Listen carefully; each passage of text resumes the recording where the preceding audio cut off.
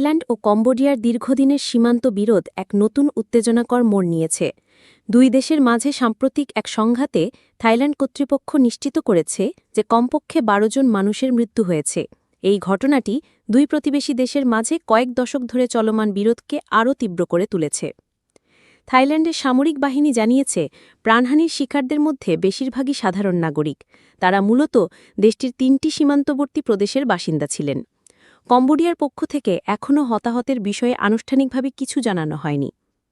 বৃহস্পতিবার সকালে সংঘর্ষ শুরু হয় যখন দুই পক্ষের মধ্যে গুলির ঘটনা ঘটে।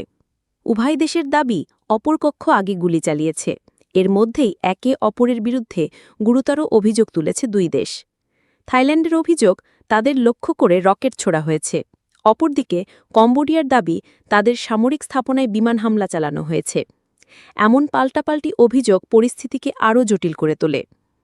নিরাপত্তার স্বার্থে থাইল্যান্ড সীমান্ত পুরোপুরি বন্ধ করে দিয়েছে।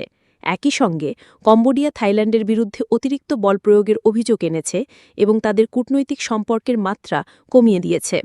উভয় দেশই সীমান্তবর্তী এলাকাগুলোর মানুষদের অন্যত্র সরে যেতে বলেছে। থাইল্যান্ড ইতোমধ্যে প্রায় ৪০,০০০ সাধারণ মানুষকে নিরাপদ স্থানে সরিয়ে নিয়েছে। তাদের মধ্যে শিশু ও বৃদ্ধদের অগ্রাধিকার দেওয়া হয়েছে। থাই প্রশাসনের তথ্যমতে সংঘর্ষের কারণে অন্তত ৩টি প্রদেশে প্রাণহানি ঘটেছে।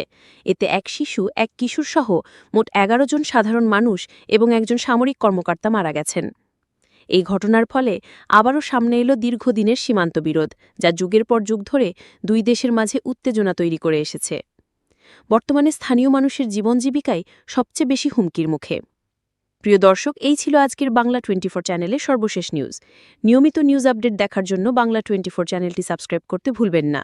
দেখা হচ্ছে খুব শীঘ্রই নতুন আরেকটি ভিডিওর সাথে থাকার জন্য ধন্যবাদ।